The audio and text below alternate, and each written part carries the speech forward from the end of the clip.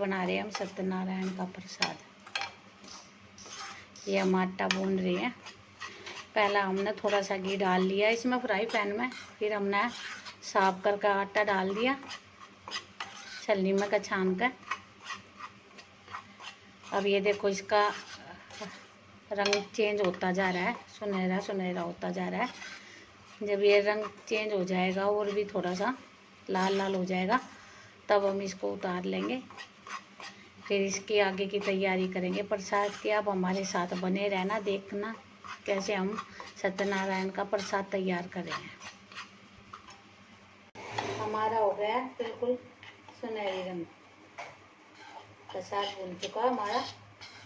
अब इसका नाम हो गया कसार। जैसे हम घर में कसार भूनते हैं ना, वैसा रंग हो गया। ये देखो हाँ, मैया हो गई। ये केला है,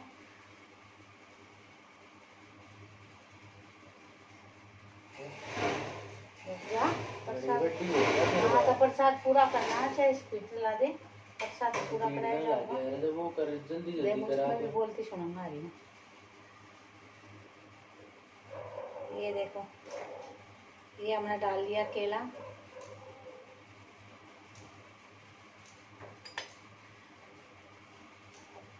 अब डालेंगे हम घी।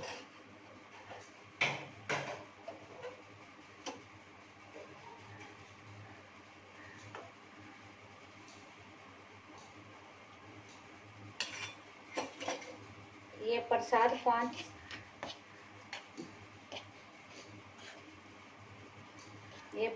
पांच चीज़ों से बनता है। ये देखो ये हो गया हमारा तैयार प्रसाद।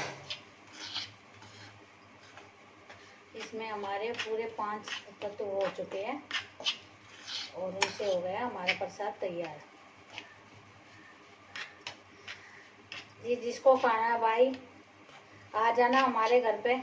सत्यनारायण का प्रसाद बड़ी किस्मत से मिलता है।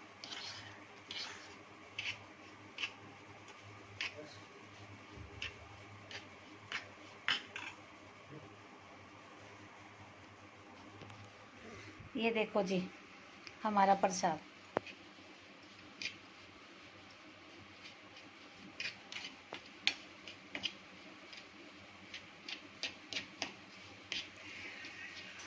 अब इसको मैं एक बर्तन में डाल लेती हूँ बड़े में, फिर हम पूजा की तैयारी करते हैं। ये हो गया हमारा प्रसाद तैयार। जितनी धीमी गैस पे बनाओगे ना प्रसाद उतना अच्छा प्रसाद बनता है।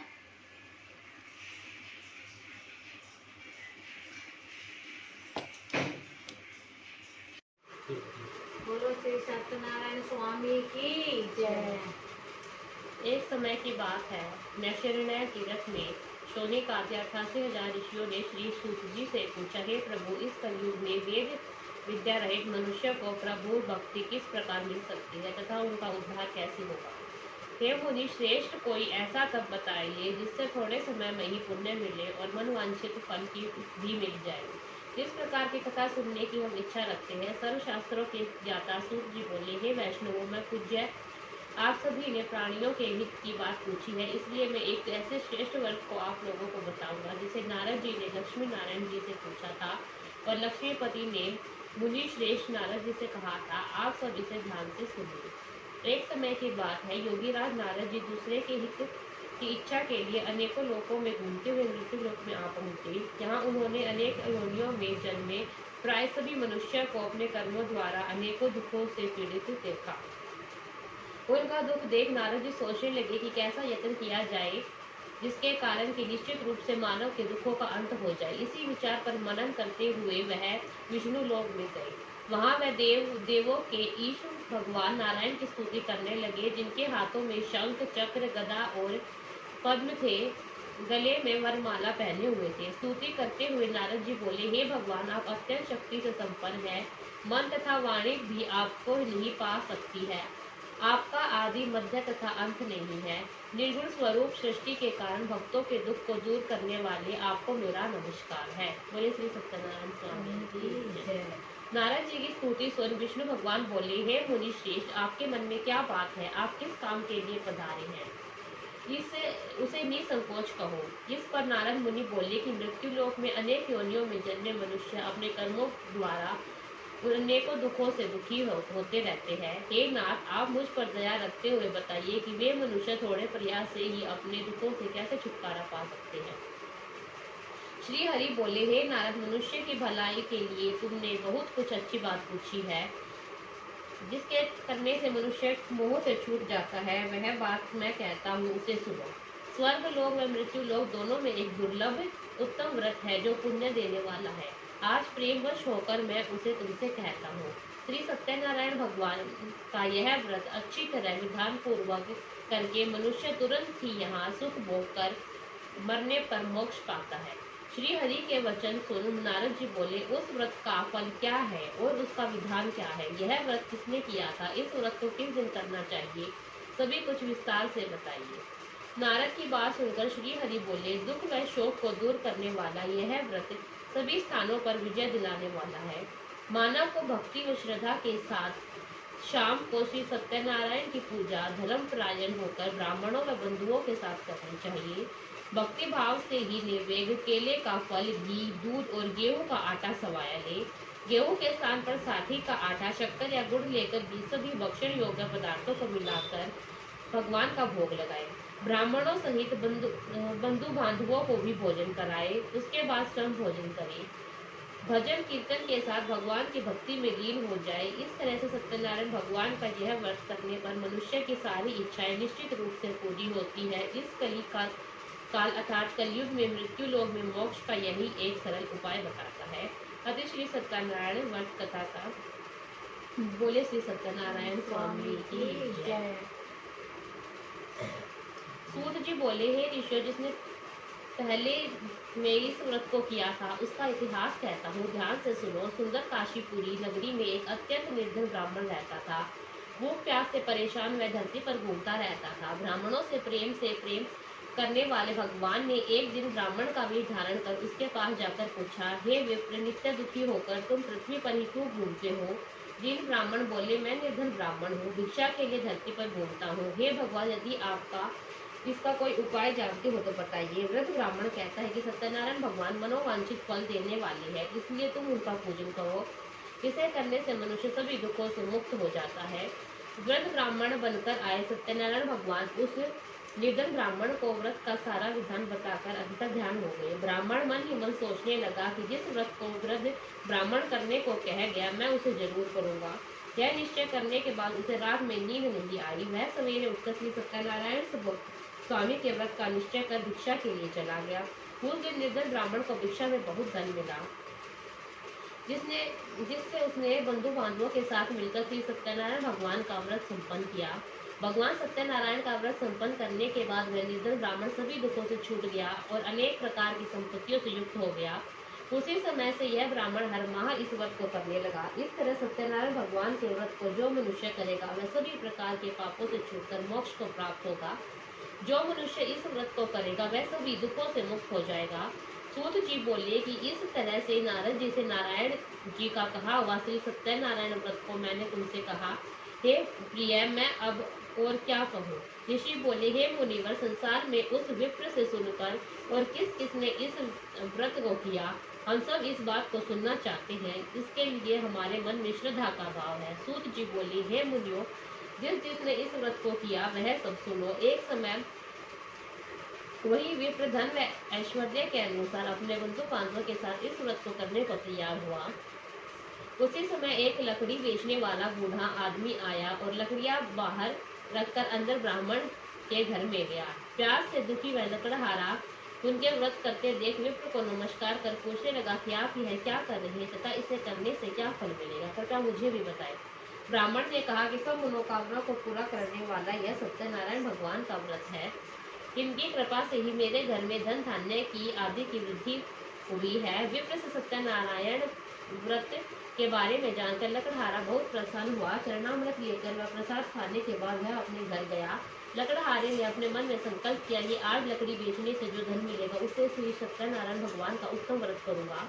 मन में इस विचार को लेकर बूढ़ा आदमी सिर पर लकड़ियां रख उस नगर में बेचने के लिए गया जहाँ धनी लोग ज्यादा रहते थे। उस नगर में उसे लकड़ियों का दाम पहले से 4 गुना अधिक मिलता है।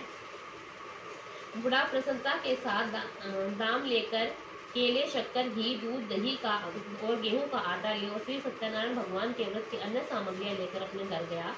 वह उसने अपने बंधु बांधवों को बुलाकर विधि विधान से सत्यनारायण भगवान का पूजन और व्रत किया। इस व्रत के प्रभाव से वह बूढ़ा लकड़हारा धन, पुत्र आदि से युक्त होकर संसार के समस्त सुख भोग अंत काल में वैकुंठ धाम चला गया। बोलो श्री सत्यनारायण स्वामी की जय। सूत जी बोले, हे श्रेष्ठ मुनियों, अब आगे की कथा कहता हूँ। तो पहले समय में उल्का मुक्त नाम का एक बुद्धिमान राजा था। वह सत्य वक्ता और जितेंद्रिय था।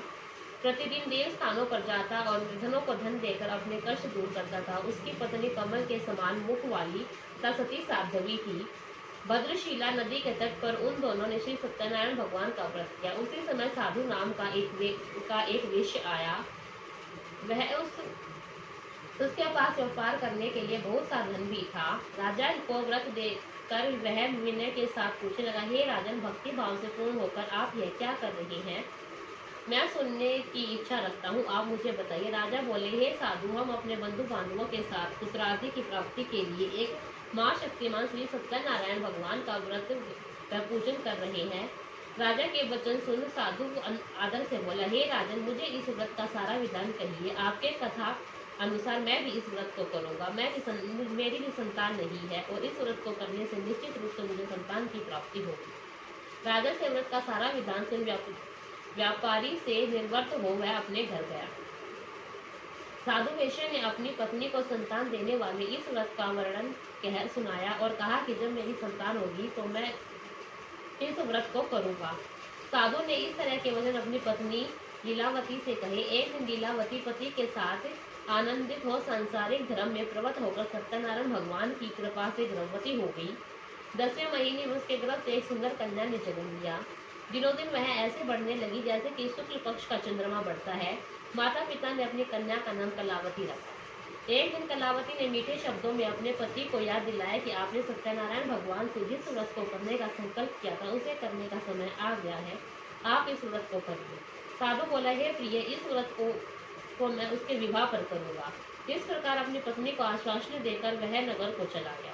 कलावती पिता के घर में रह वृद्धि को प्राप्त हो गई। साधु ने एक बार नगर में अपनी कन्या को सखियों के साथ देखा तो तुरंत ही दूत को बुलाया और कहा कि मेरी कन्या के योग्य वर देख कर आओ। साधु की बात सुनकर दूत कंचन नगर में पहुंचा और वहां देखभाल कर लड़की के सुयोग्य वाणिक पुत्र को ले आया। सुयोग्य लड़के को देख साधु ने बंधु बांधवों को बुलाकर अपनी पुत्री का विवाह कर दिया। लेकिन दुर्भाग्य की बात यह कि साधु ने अभी भी श्री सत्यनारायण भगवान का व्रत नहीं किया।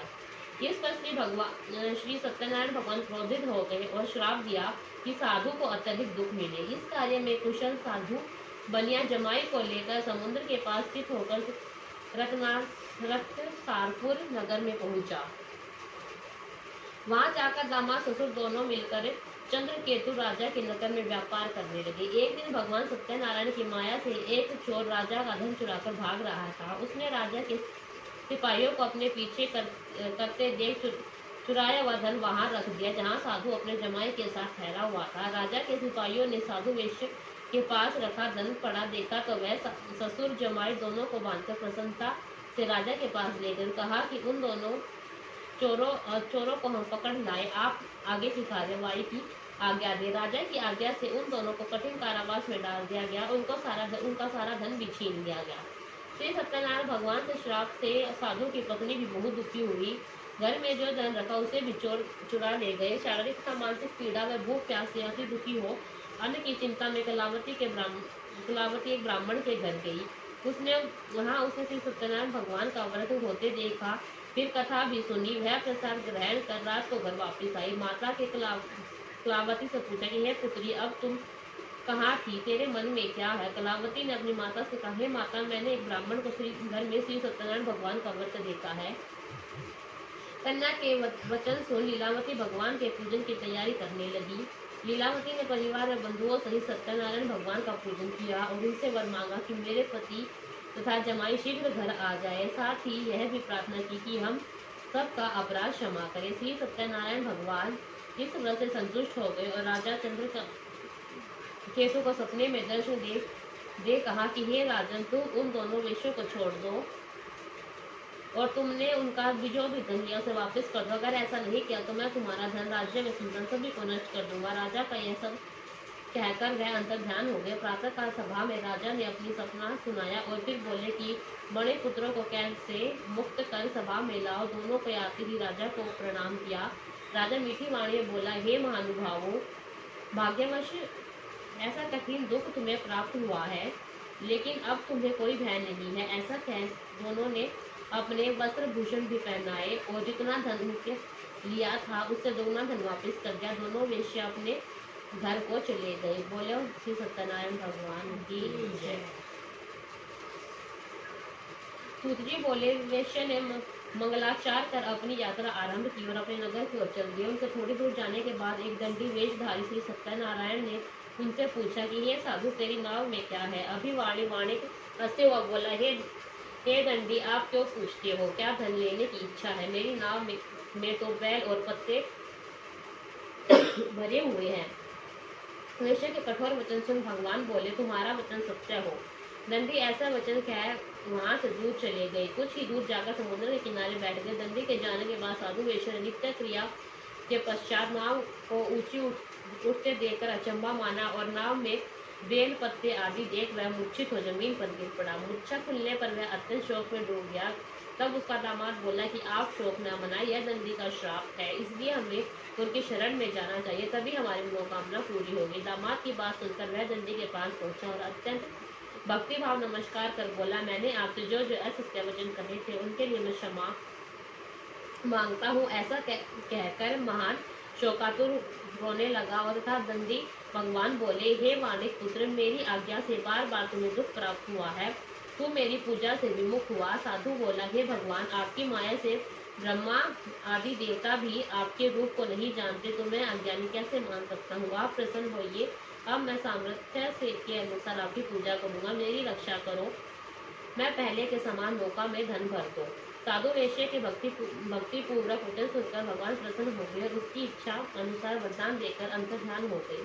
ससुर जमाई जब नाव पर आए तो नाव धन से भरी हुई थी। फिर वहीं अपने अन्य साथियों के साथ सत्यनारायण भगवान का पूजन कर अपने नगर को चल दिए। जब नगर के नजदीक पहुंचे तो दूत को घर पर खबर करने के लिए भेज दिया। दूत साधु की पत्नी को प्रणाम कर कहता है कि मालिक अपने दामाद सहित नगर के निकट आ गए हैं। दूत की बात सुन साधु की पत्नी लीलावती ने बड़े हर्ष के साथ सत्यनारायण भगवान का पूजन कर अपनी पुत्री कलावती से कहा कि मैं अपने पति के दर्शन को जाती हूँ, तू कार्य पूर्ण कर शीघ्र आजा। माता के वचन से सुन कलावती जल्दी में प्रसाद छोड़ अपने पति के पास चली गई। प्रसाद की अवज्ञा के कारण श्री सत्यनारायण भगवान रुष्ट हो गए और नाव सहित उसके पति को पानी में डुबो दिया। कलावती अपने पति को वहां न पाकर रोती हुई जमीन पर गिर गई। नौका को डूबा हुआ देख वह कन्या को रोता देख साधु दुखी होकर बोले कि हे प्रभु, मुझसे तथा मेरे परिवार से जो भूल मुझे क्षमा करे। साधु के दीन वचन सुनकर श्री सत्यनारायण भगवान प्रसन्न हो गए। आकाशवाणी हुई, हे साधु, तेरी कन्या मेरे प्रसाद को छोड़कर आई है, इसलिए उसके पति अदृश्य हो गया है। यदि वह घर जाकर प्रसाद खाकर लौटती है तो इसे उसका पति अवश्य मिलेगा। ऐसे आकाशवाणी सुन कलावती घर पहुंची, प्रसाद खाती है और फिर आकर अपने पति का दर्शन करती है। उसके बाद साधु अपने बंधु बांधवों सहित श्री सत्यनारायण भगवान का विधि विधान से पूजन करता है। इस लोक का सुख लोग अंत में स्वर्ग जाते हैं। बोलो श्री सत्यनारायण स्वामी की जय। सूत जी बोले, हे ऋषियों, मैं और भी एक कथा सुनाता हूँ, उससे भी ध्यानपूर्वक सुनो। प्रजा पालन में लीन तुंगध्वज नाम का एक राजा था। उसने भी भगवान का प्रसाद त्याग कर बहुत ही दुख सहन किया। एक बार वन में जाकर वन्य पशुओं को मारकर वह बड़ के नीचे आया। उसने ग्वालों को भक्ति भाव से अपने बंधुओं से सत्यनारायण भगवान का पूजन करते देखा। अभिमानवश राजा ने उन्हें देखकर ही पूजा स्थान में नहीं गया और न ही उसने भगवान को नमस्कार किया। ग्वालों ने राजा को प्रसाद दिया, उसने वह प्रसाद नहीं खाया और प्रसाद को वहीं छोड़ वह अपने नगर को चला गया। जब वह नगर पहुंचा तो वहां सब कुछ तहस नहस हुआ मिला, तो वह शीघ्र ही समझ गया कि यह भगवान ने उन्हें किया है। वह दोबारा ग्वालों के पास पहुंचा और विधि पूर्वक पूजा करके प्रसाद खाया तो श्री सत्यनारायण भगवान की कृपा से सब कुछ पहले जैसा हो गया। दीर्घ काल तक सुख भोगने के बाद मरणोपरांत उसे स्वर्ग लोक की प्राप्ति हुई। जो मनुष्य परम दुर्लभ इस व्रत को करेगा तो भगवान सत्यनारायण की अनुकंपा से उसे धन धान्य की प्राप्ति होगी। निर्धन धनी हो जाता है और भयमुक्त वो जीवन जीता है। संतानहीन मनुष्य को संतान सुख मिलता है और सारे मनोरथ पूर्ण होने पर ओम जय लक्ष्मी रमणा स्वामी, जय लक्ष्मी रमणा सत्यनारायण स्वामी, सत्यनारायण स्वामी जन पातक हरना। ओम जय लक्ष्मी रमणा।